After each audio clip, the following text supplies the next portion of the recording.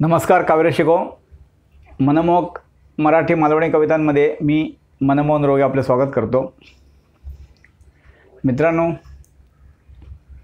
बरेच दिवस किंवा बरेच वर्षा प्रतीक्षा असलेलं विमान आपल्याकडे सिंधुदुर्ग जिल्ह्यात म्हणजे चिपी विमानतळावर उद्या उतरणार आणि उद्या परत झेपावणार। खूप वर्ष ते आपण ऐकत होतो सतत।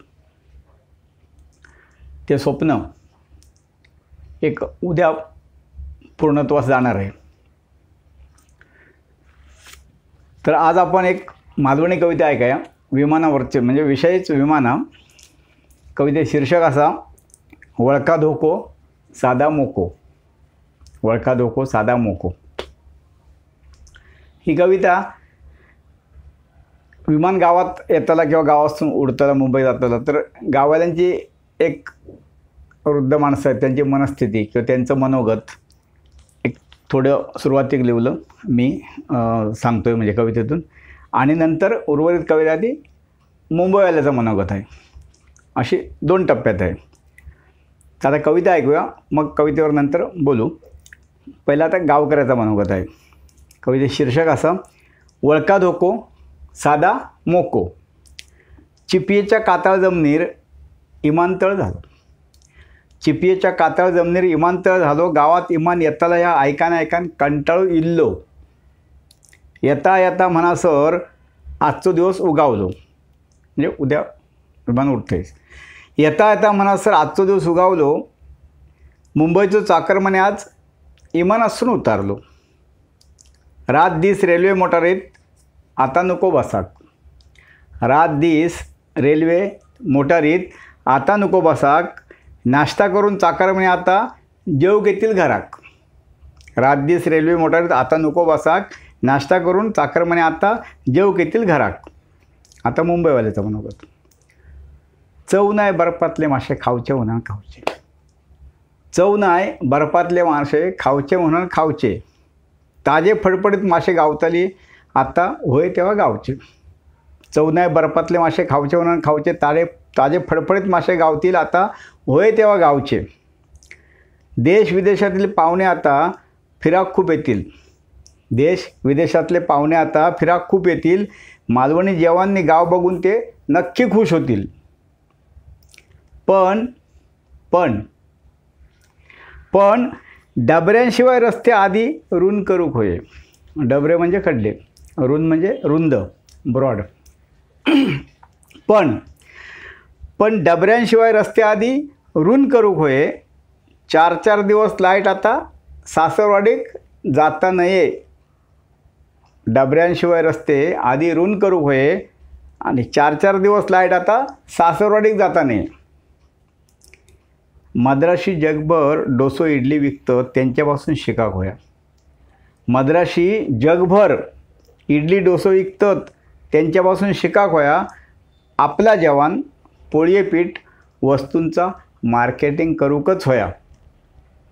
मद्राशी जगभर डोसो इडली विकतात त्यांच्यापासून शिकाक होया। आपला जवान पोळये पीठ वस्तूंचा मार्केटिंग करूकच होया। इमानाच्या खुशीत इसरा नको पुढचो धोको। इमानाच्या खुशीत इसरा नको पुढचो धोको। लहान मोठी कामं करूया नाहीतर साधतील ते मोको। इमानाच्या खुशीत इसरा नको पुढचो धोको। लहान मोठी कामं करूया नाहीतर साधतील ते मोको। गब्बर झाले जर शर्मा वर्मा शहा अय्यर मुखर्जी। गब्बर झाले जर शर्मा वर्मा शहा अय्यर मुखर्जी मगे चालायची नाही आपल्याच गावात आपली मर्जी। गब्बर झाले जर शर्मा वर्मा शहा अय्यर मुखर्जी मगे चलायची नाही आपल्या गावात आपलीच मर्जी। आपापसातील भांडणा वाद इसरान एकमतान रवाक होया। आपापसातील भांडणा वाद इसरान आता एकमतान रवाक होया। परके स्थायिक खूप झाले।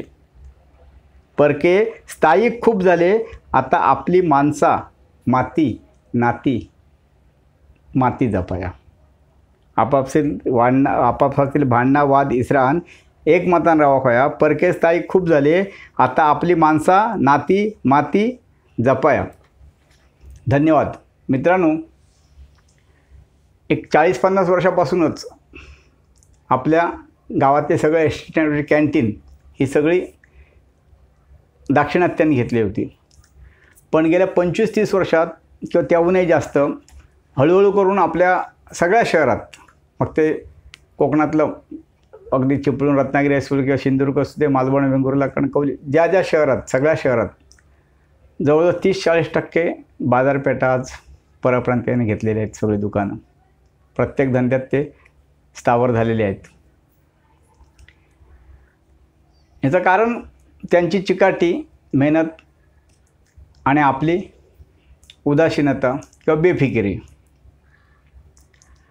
एक छोटं उदाहरण सांगते आता हा विषय आहे म्हणून. जवळजवळ एक 18-20 वर्षापूर्वी मालवणात एका रुग्णालयात, हॉस्पिटलमध्ये मी एका रुग्णात भाऊ गेलेले ओळखीच्या. तर ते उभं असताना 2 माणसं येली काम करणारी. एक वायरमन होतो आणि एक सुतार होतो आणि दोन्ही उत्तर प्रदेशी होते. त्या तिथल्या मुलीने त्यांना ती कामं काय दाखवली. तेव्हा मी त्या मुलीला सहज म्हटलं की तुमका मराठी माणूस मालवणचे कोण गावनत नाही कारागीर काय हे भयंकर घेतलं. तेव्हा तिने असं माझ्याकडे बघितलं आणि माका विचारलं मुंबईसून येलात काय. म्हणलं होय. हसली. तेव्हाच म्हणलं काय झालं.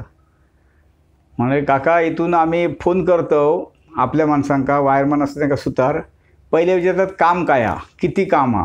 मग आम्ही समजा सांगलो की बा टेबलाचं ड्रायव्हर लागणार नाही हा, किंवा बिजागर तुटला, खिडकी लागत नाही, इतक्याच काम हा. मग त्यांना मोठी कामं होई, सगळी जास्त कामं होई, इतक्याच कामं तर ते येऊचे नाही.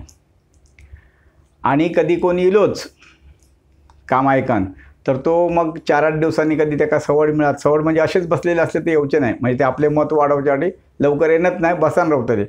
आणि मग कधी 4-4 दिवसांनी येतात ते. आणि ह्यांचं कसं आहे, बाहेरचे असले तरी ते फोन केलो का लगेच धावत येतात, काम करतात, फटकन पैसे घेऊन जातात.